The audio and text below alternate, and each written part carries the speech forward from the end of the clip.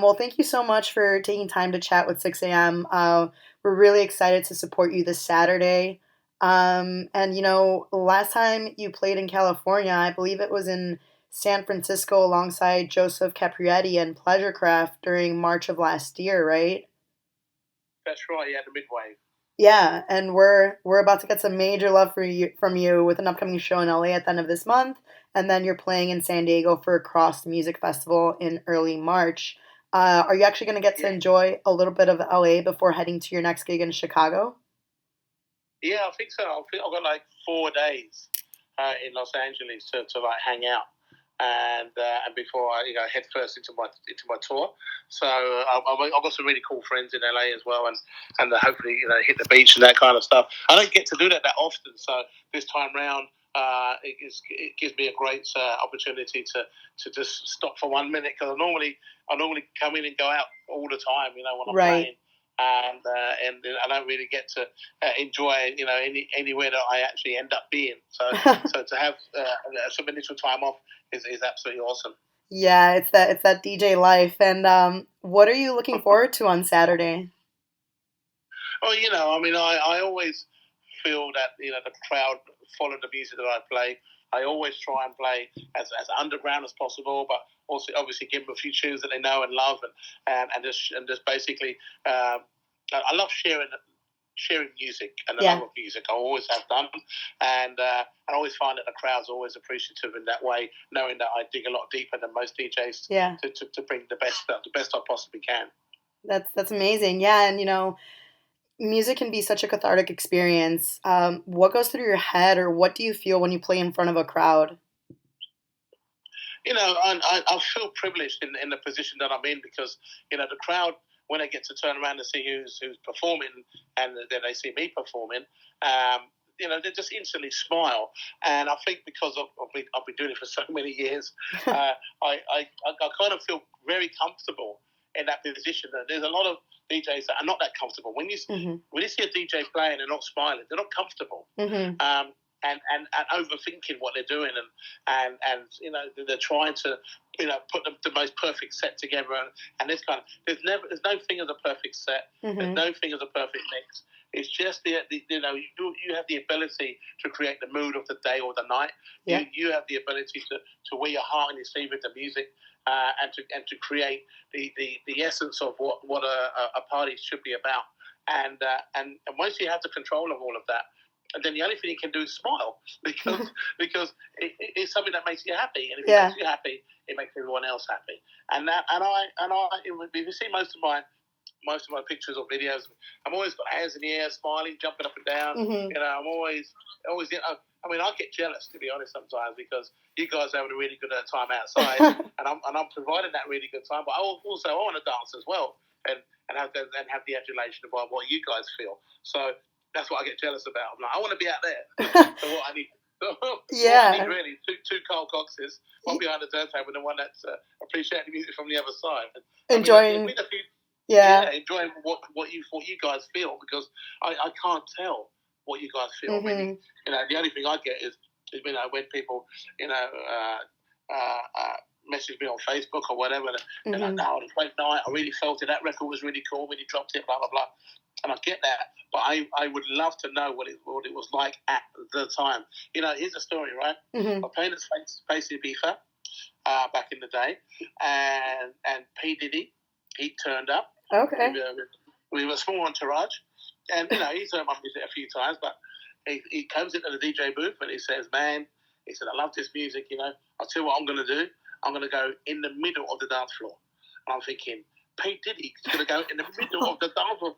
People are going to lose their shit. Yeah. Like, oh my god, they're going to jump all over him. Anyway, so he did. He took a towel and he took about 4 guys with him, and he went in the middle of the dance floor, and he could see me directly, and he just had his eyes shut, and he was just shaking his head, and he was moving, and for at least 25 minutes, he was in it. And Hey. I have to give him props for that, Yeah. because most celebrities, the last place you're going to see them is in the middle of a dance floor, Hmm.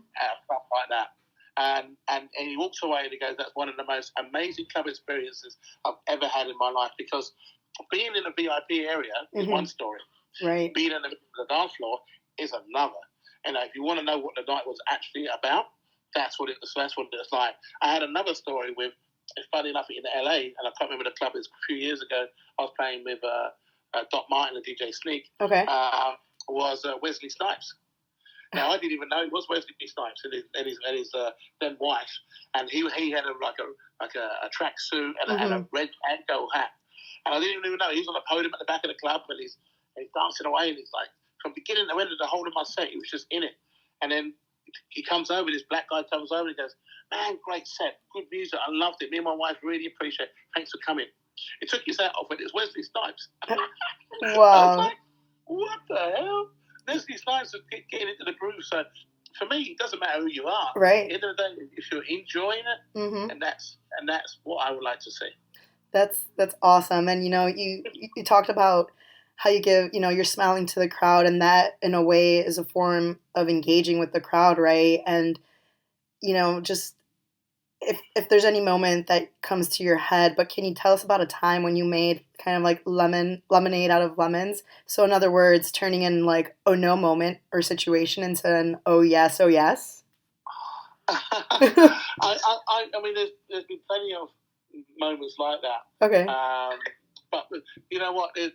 Some of the best parties are not always the biggest ones, and okay. Sometimes.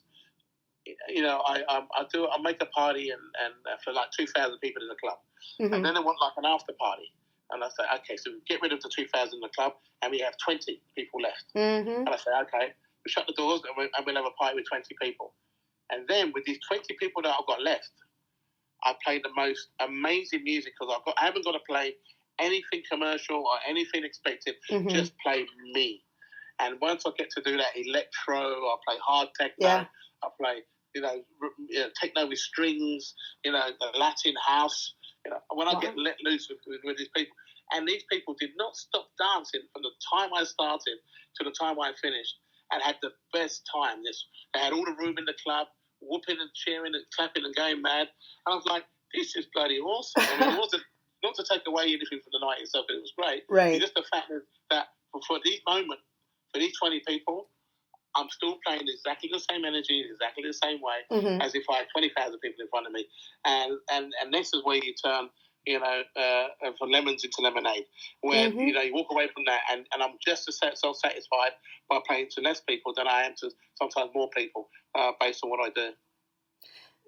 That is amazing. And earlier you actually mentioned DJ Sneak, right? So I'm actually proud to be from Chicago, the city that birthed house music, along with some of the greatest name in the game. You have Derek Carter, DJ Sneak, Frankie Knuckles, Cashmere, also other known as Green Velvet. Why do you think artists, though, tend to flock to other U.S. cities like New York or Los Angeles when it comes to advancing their careers? I think because they're probably the hardest cities to play. They say if you can get a good crowd and play to people who really appreciate your music in New York, that means if you can do a good job in New York, that means you've played America. I beg to differ. Okay. I played in Boston, I played in St. Louis, I played in Austin, Texas, I played everywhere. And I think, sometimes some of the cities outside of those major cities is harder to work. Orlando, all these places, you play hard techno in Orlando, and they just look at you as if you just killed the firstborn. So, it's kind of difficult, I think, when you play in Chicago or in Washington, D.C. even, you have a very knowledgeable, attentive crowd that follow you, you and your music and your path. I think playing cities outside is more difficult. Yeah, that you make a great point on that, and because sometimes the audience isn't as strong as cities that have these strong roots in house music or electronic music. Now, turning our attention on music production, can you kind of take us a little bit into the mind of Carl Cox? Like, how do you approach music making? Is there a certain process that you follow, or are you a little bit more free flow? You know what? I mean, I never really have a set way of even when I play music as a DJ. And, I see the crowd and I'm just like, I have no idea what I'm going to play tonight. But I have a whole bunch of really great records to put together, so let's see what happens. And I kind of approach, when I make my music or I do remixes in the same sort of fashion. I always try and start off, any great record with a good groove. Okay. If I can hear this good groove for 10 hours and I'm not bored, and then okay, we move on to the bass line, Right. and then percussion and more high, and then I'll try drum patterns and different ways. I always think of how a drummer would play electronic drum machine, and then the drum rolls and kick drums and and all that kind of ideal. Just to feel it, because otherwise, drum machine can sound very rigid, very robotic, and very kind of normal. Where I always try to make it feel that it's being played in a more natural way. So you always hear my drum patterns in tracks in a more natural way, or swing, and the way how the drums get hit. With the idea of the feel of what a drum machine should sound like, but also how a drummer would play my drum machine. So I try really hard on making sure that the rhythms of the track are always the things that you get drawn to, right. And then if you've got a bass line on top of that, and then now you're sitting in the track. So, and then of course, any great record, most music, it can become. I would say more understood if you have a really great arrangement. Okay. Arrangement in any song is a key to success in anything that you listen to. I mean, you can have 16 tracks of a record just playing from beginning to end with no arrangement, and it'd be the most boring thing you've heard in your life. So you have to make those 16 tracks, and then basically make the story from those 16 tracks in the end of the day to make the track you want people to dance to. So that track becomes a journey. So I always try to make tracks that has a journey as well to them. That's perfectly said, yeah. And, you're talking about the key to success. We see so many DJs trying to make it, quote unquote, in this industry. Authenticity and passion for the game are definitely crucial for longevity. And aside from those two components, is there anything else that you feel has helped you have such a successful and long-running career? I think I've been definitely blessed by growing up listening to music from bands and live artists and vocalists and singers. I have a deep appreciation for live musicians and the music that I grew up with back in the day. It was something of which the structure of the sound of music came from a person, somebody you could relate to. Yeah. A lot of today's music, apart from the DJ making a record or producer or ghost producer making a record for DJs, you don't know who's doing what these days, apart from, say, like, for instance, Fisher, for instance. Yeah. I mean, he's made some really great records, but he's still ghost produced by Chris Lake. Right. So, at the end of the day, you're not really buying into Fisher, you're buying into Chris Lake, and he's the one that should be getting the adulation based on his creativity of making music. So, don't want to sound him out in any way, but right. Everyone knows it's common knowledge, and that's the way that it goes. But at the end of the day, I try to everything that you hear from me is from me, and not only that, I try and work with people around me that I can basically work with and share my knowledge with other people by making music. At the moment, I'm working with a guy called Christopher Coe in the recording studio. In the last 2 years, we've made some really awesome remixes and some tracks that are coming out very, very soon, with a track called Pure, which is going to be coming out soon, which has been out. We've done it about a year ago, and it just sounds real powerful, got good energy in the track. I will be previewing that track while I'm on tour, and obviously a plethora of remixes what we'll be working on too. So it's been a really amazing journey to be able to get to this point now where I'm even happier making music that I can feel very proud about.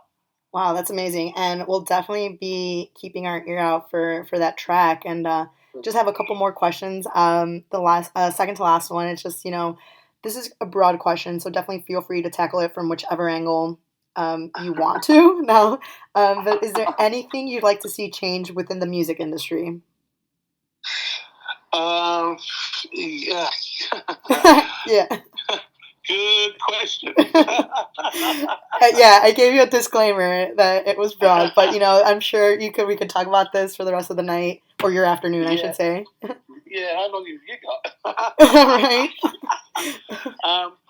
You know what? I would like to see less social media. You be involved in the music industry in some way, because it creates so much false advertising.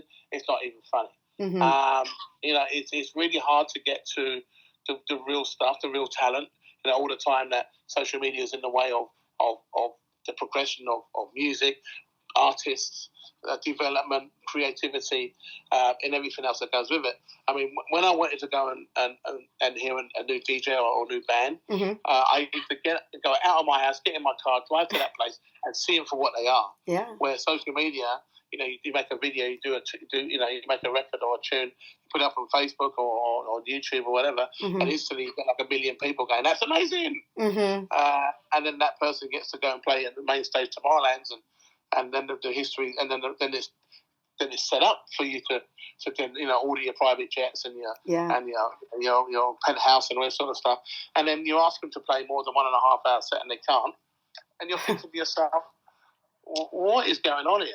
So many people have treaded the boards over the years to become the people that they are, or the artists that they are, and social media is kind of it's like a springboard or a side sweep to what real hard work is. And the thing is now, because we have a lot of artists who get thrust into the limelight, but then end up with mental health issues, don't want to travel anymore, feeling insecure, I should have a number one hit record again, and all this sort of stuff. And social media is such a platform for people to do really well, but also a platform for people to look at themselves and what you actually have to offer as a talented artist, singer, writer, producer. And so I would like to see more people work, and tread the boards more than rely on social media to create your inevitable career.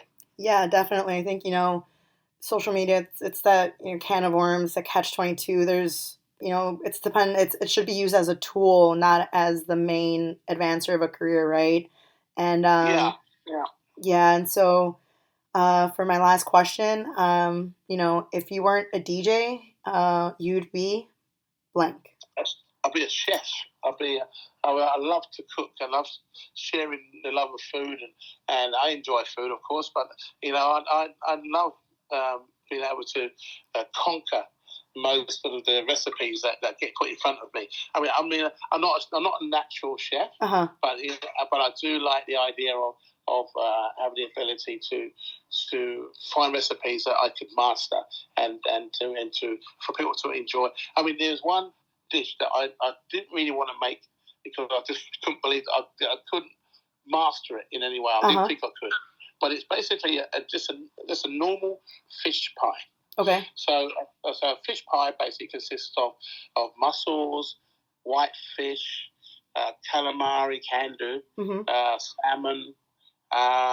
Actually, you put big chunks of salmon in there. Okay. And then you poach all of the fish, and to make the liquid of the fish, it's like a white pulp that you have, and you kind of marinate all of this poached food to taste, and then you add a little bit of corn flour and some ingredients, not salt but pepper, and you put some potatoes inside this sort of stuff, and so you can create in the pie itself. You create this beautiful kind of cacophony of smells and taste. And if you get it wrong, it can be too fishy and no one likes it. And if you get it wrong, it could be really bland and horrible and nobody eats it either. So you've got to get it right. Just right. And then you get the pie and you put it all in, and you've been working on it for like 2 hours, whatever. And then you make your mashed potato and you get that and you lay that on the top and you put it, you score it and you put it in the oven and it comes out just like golden brown and awesome. And then my friends came around and I served it up in 6 pieces. And we all had a piece each and everything, all laid down. I was looking at them, going, what do you think? I've been in the kitchen all day making this, so you better like it. And then, and they loved it. Hey, Carl the chef. I'm like, that's what I'm talking about. So, I make obviously not just fish pie, but I love the fact that people also, if they enjoy my music for the way how I mix music, that they can enjoy my food for the way how I mix food as well. Yeah, and it involves creating also. And Carl, you are making me hungry. I just got back from a workout class, so I'm like, the way you're describing the food, I'm over here mouth watering. Well, I know you're a busy guy, so thank No you worries. so much for giving us some time. And is there anything else that you want to share with our audience at 6 a.m.? Yeah, I mean, the thing is that as people know, I've been doing this a long time, Mm-hmm. and some people have asked me, "Am I going to retire? I'm going to slow down a bit." I have to say, no. I'm very much going to continue. I've got some great records coming out. There's a lot more Carl Cox and Friends events coming up, and Carl Cox invites parties and now working with a lot of live artists and working with my new record label, Awesome Soundwave with Christopher Coe here at the Okay. studios in Melbourne. There's so much coming out. I can't retire. It's not possible. In fact, I've got my foot on the gas. Good. So I'm looking forward to this year, next year, and more years to come. Yeah, and it sounds like Coxie isn't going anywhere, and we're happy to hear that. You know, and we'll definitely excited to catch you on Saturday. So Thank you. until then, safe travels, and we'll make sure that your LA stay is nothing but the best. Thank you very much. I mean, last time I was in LA, it was raining and cold, so hopefully it's warmed up a little bit since then. I'll pull a few favors and see what I can do on the weather front. Fantastic. All right, thank you so much, Thank you. Carl, and have a great rest of You're your welcome. day. Thank you. Thank Bye you. for now. Bye.